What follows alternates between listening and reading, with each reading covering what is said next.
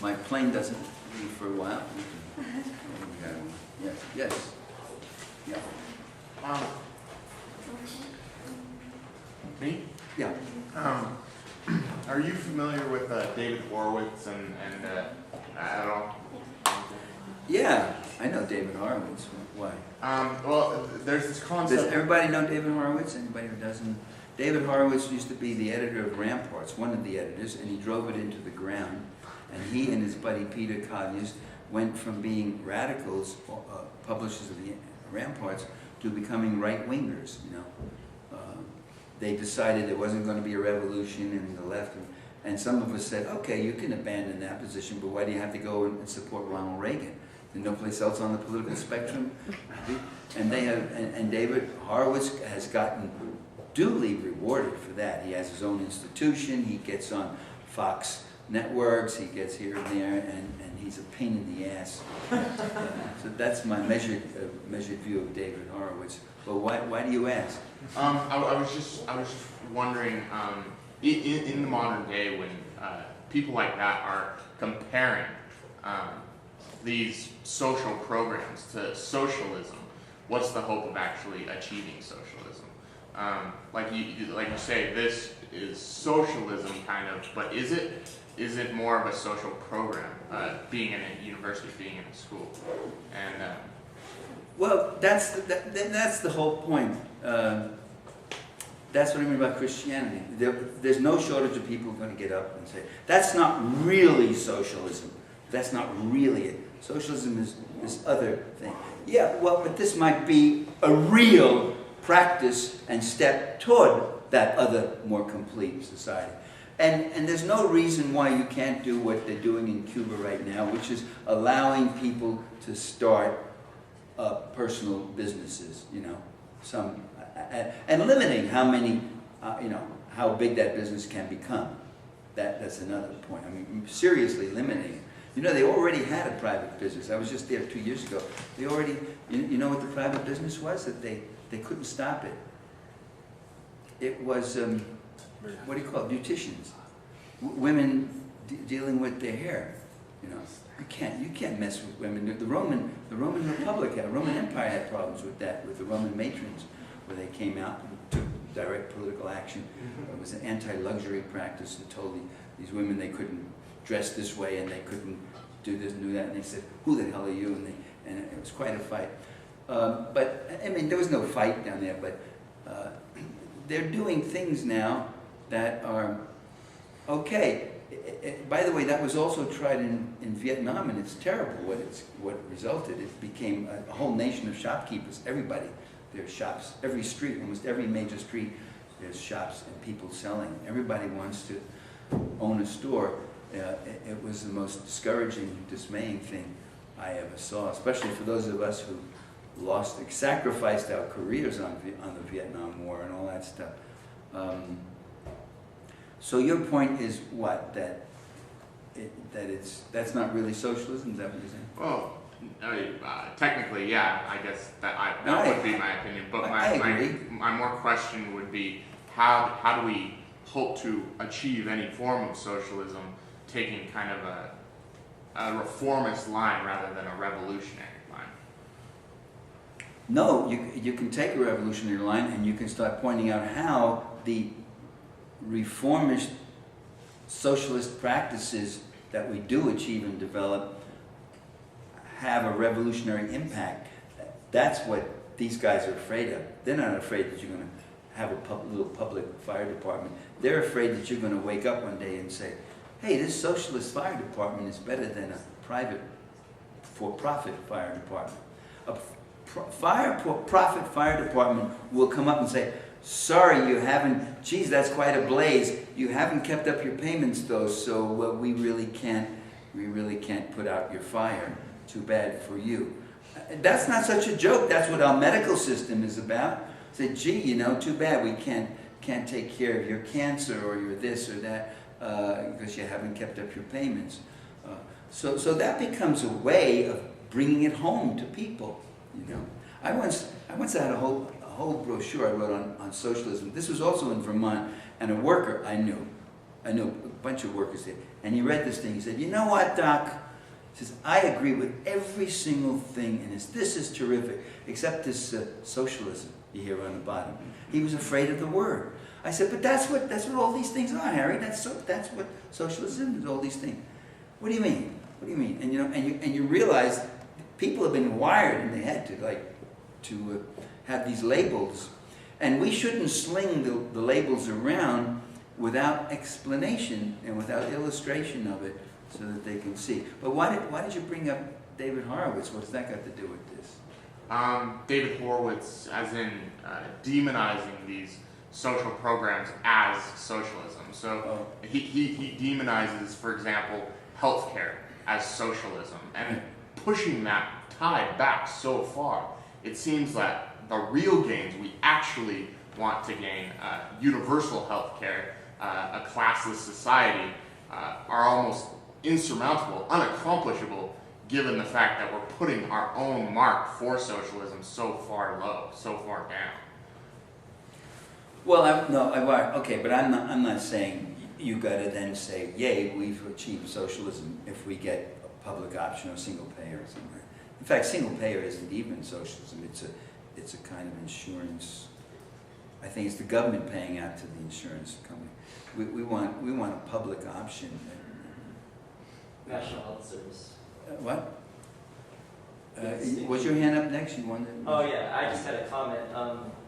As someone with an amateur interest in history, it's easy to notice the further back in history you go, the more, well, there's always aristocratic bias, but the less this bias is answered the further back in history you go. So I just want to say I really appreciate your book, The Assassination of Julius Caesar. I think it's fantastic.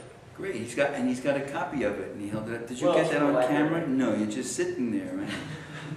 But I didn't get what you said before, that the more we go back in history, the further you go back in history, the less that the conservative or aristocratic bias in history has been answered, or the less people are conscious of it. So right, and that's what I discovered. Back to antiquity. Yeah, that's what I discovered in writing the book, The Assassination of Julius Caesar, that present-day historians have the exact same opinion as the early classical ones, and they all have a class bias, and it's never discussed that way. No one ever says, Plutarch had class biases, or Dio Cassius, or Appian, but they did. Who wrote history in those days? It was the very rich patricians who wrote it, and they wrote it from a certain perspective. Is that what you're saying? Or? Yeah, and so you said something like 95% of modern day ancient historians are Ciceronians, whereas thinking about, it's, even though their conservatism is very strong today, I wouldn't say it's 95% of 20th century historians are ultra conservatives, but that would be the equivalent. Yes. Okay. Yeah. So I have two quick questions. One was to clarify that when you brought up the plumbers in Cuba, you were discussing that there's a lot of issues around them not really being able to accomplish the jobs that they're supposed to, or them taking a long time to actually to get jobs done. Is that what one of the problems with plumbers in Cuba is? That they had problems of getting jobs done? Is that what you're saying? Yeah, being able to actually come out on a timely basis to solve people's problems. Things got done. Things got done in the Soviet Union. There were books, there was clothing, there was great public transportation. You see, every existing communist or socialist country has been attacked. There's not a single one, Nicaragua, under the Sandinistas, you can go back, there's not a single one that's ever been allowed to develop socialism. They've all been attacked. They all end up, what happened in the Soviet Union was siege socialism. It was, the first years were this life and death struggle of the Civil War, 14 nations invading the Soviet Union. This was followed 20 years of forced industrialization, with the invasion by the Nazi Germany. Every one of these countries, Cuba today has been living under this boycott and blockade for decades. They feel it, they still feel it. They have never been allowed a natural development. So many of the problems felt by these various reformists, socialists, whatever else, they have all been attacked. They've all been Michael Manley in Jamaica, Aristide, President Aristide in Haiti.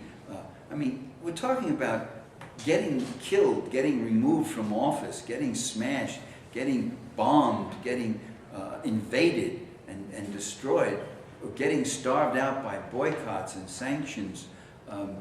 So how can anybody say that socialism doesn't work? And much of the discontent, my feeling in Cuba, is because of the kind of strangulation they've been living under for a long time. But the question you're raising is about worker discipline, is that it? Yeah, and lately I feel like that's an argument that capitalists often use, saying, oh, well, look at the workers in the Soviet Union, and it's been... They just goofed off. Yeah, and I feel that quite often. And by the way, that's a legitimate... I have a chapter in Black Shirts and Reds. It's called Communism in Wonderland. I'm referring over there to Josh because he bought a copy of the book. It's called... there are all sorts of goof-ups and those things, and one could learn from those things. And it's a disappointing thing that the Communist Party USA has not critically looked at this period. They just said mistakes were made. Well, what is that? Mistakes are always made in every society about everything. That's not enough explanation. What's the problem that certain things didn't work? But a lot of things did work. So my position is I take a differential object appraisal, as I think it's called in sociology, which is you look at the thing not as one colossus and one wicked force or something. You look at it with many multi-factored things that are involved, multi-dimensional areas, and what works and what doesn't work. It's a bit more complex than our ideologies are. Yes, sir. Well, thank you. I'd like to comment, if I may, but first, if I could just say that you were one of the biggest inspirations for me to go into academia back in the 80s, study political economy, etc. So I thank you. And I can't believe that the RSU and y'all brought Michael Parenti to our campus. It's just remarkable. So I'm grateful, and now I'm on the faculty here. Will your students forgive me for having... I hope so. Okay. It really is. Good, yes. I've been trying to emulate your Thank work. you, that's very nice.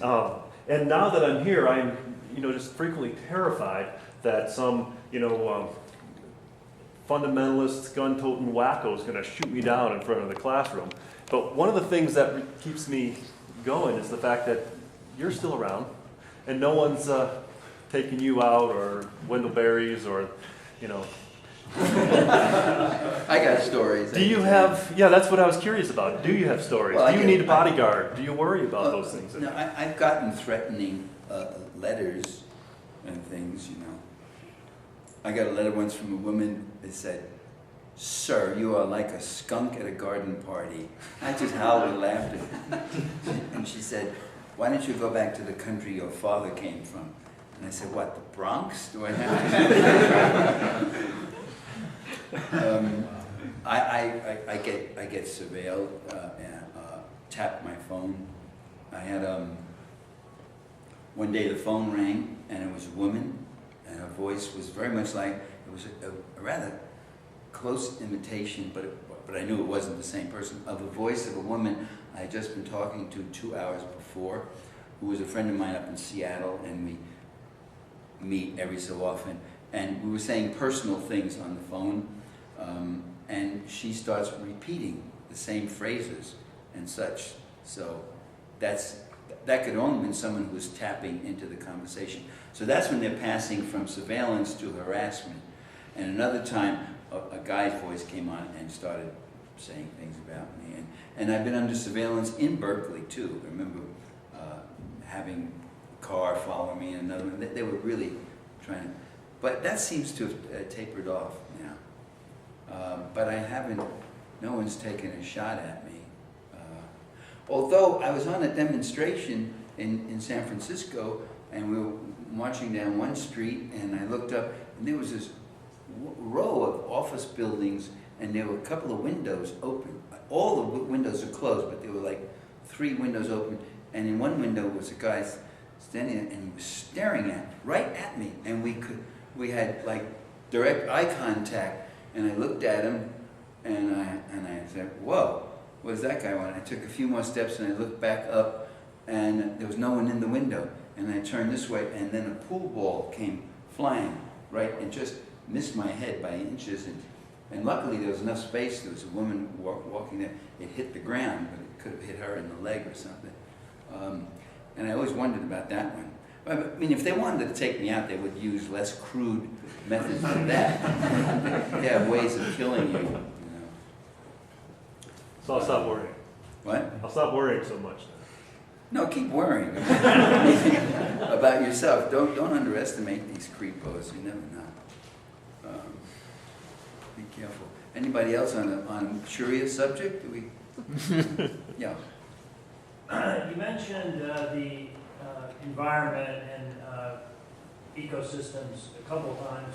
I'm wondering if you think that there are features in socialist political economy which make it less likely to commodify natural resources in a capitalist system. The reason I ask this is that I teach environmental ethics, and many times we're studying how in a capitalist political economy natural resources are commodified, and but then students will bring our class's attention to the Soviet Union and China, who don't have good records on the environment either.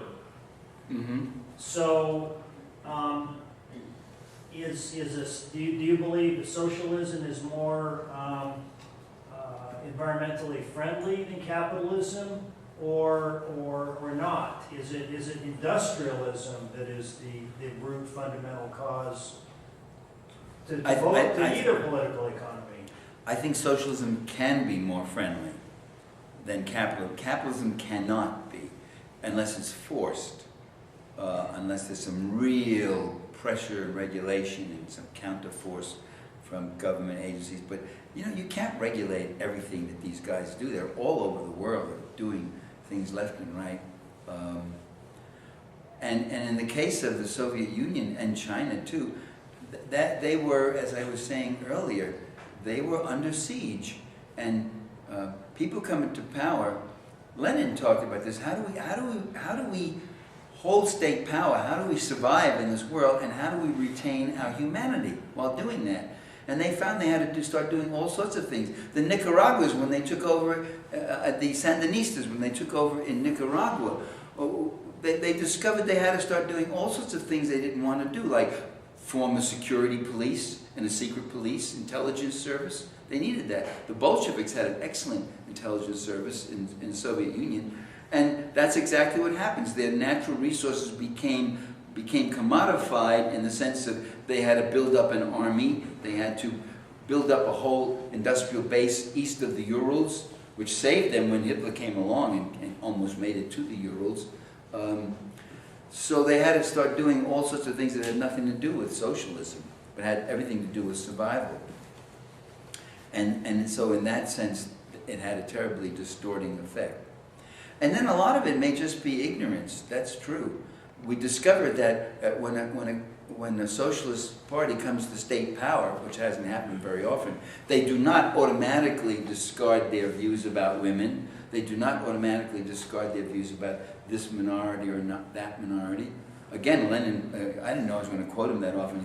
He said, "Scratch a Bolshevik and you'll find a Russian chauvinist." You know. But I didn't find that. I remember when I went, there was a real consciousness about, in Yugoslavia, the same thing, a real consciousness, especially among the Serbs. They were the least nationalists of the groups. They were the most, and that's why they were targeted. They were the most committed to keeping a federation. And people do learn. We learned it here in our own country about racism. I'm old enough to remember, movies that were, today would be utterly, totally racist, you know.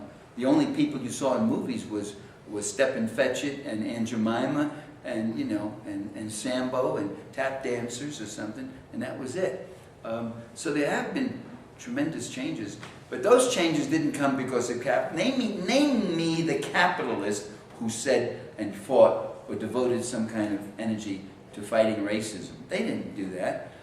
In fact, they opposed civil rights. They saw it as an equalizing force. They saw it as something that's going to make demands on their ability to manipulate the workforce and play off group against group.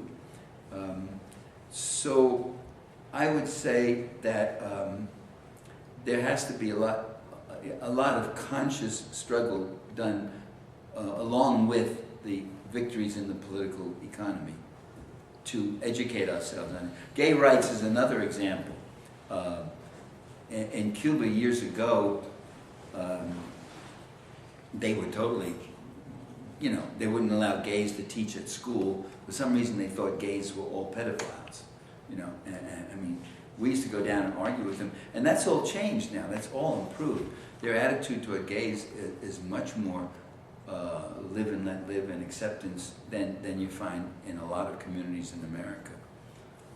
But it doesn't automatically happen, so you could make an argument for, and that'd be a good thing to study too, cultural struggle under socialism, you know. Does that answer, does that give you some answer at all? Sure. Yeah, okay. I never It's a know. complex issue. I start taking off on what I'm thinking about, then I say, did I answer the question? Yeah. With regard to what you were just saying, don't you think that most active socialist movements already, are imbued with ecological awareness? I mean, so Cuba, right, being one of the only sustainable countries in the world, or Bolivia, enshrining the rights of Mother Earth in their constitution, or the Nepali Maoists, who in their proposed constitution guarantee everyone a right to a healthy environment. Yeah, that's a good point. That would more directly answer you, I think, in a more informed way, that there are revolutionary and established communist movements, socialist movements that have that. I did not know that. That's Yeah. That's excellent. Yeah, in Cuba they recycle plastic bottles, but they still got plastic bottles and all. Yeah. My personal view on that is that it's the industrial political economy that is the root fundamental cause of environmental degradation. In the capitalist political economy, it's exacerbated. But there's a danger, but it's not as if a non-communist, a non-capitalist political economy is automatically going to be environmentally friendly. Right, absolutely, we agree. It's something that has to be worked for, and Consciously struggle. Industrial political economy has to be mitigated, even in socialism. Socialism in and of itself doesn't have the structural features to be environmentally friendly, but the possibility is there. Especially, and I said, it doesn't have the features, especially when you desperately need to build up a security force and an army, Exactly. and you're being attacked on four sides. You're not going to think about preserving this beautiful forest. China is a terrible example. I mean, and your question speaks directly to China. I mean, the toxicity, the destruction of certain beautiful rivers. Yeah. I mean, there's cancer. These villages along these rivers are turning into cancer alleys, and a lot of that is just ignorance. A lot of that is like not knowing about it, or a lot of it is meeting the plan. It's just pressure from up there, and you meet the plan. Well, I don't know, but it's a good point you raised, and it really has to be dealt with. Anybody else? Okay, well, thank you very much.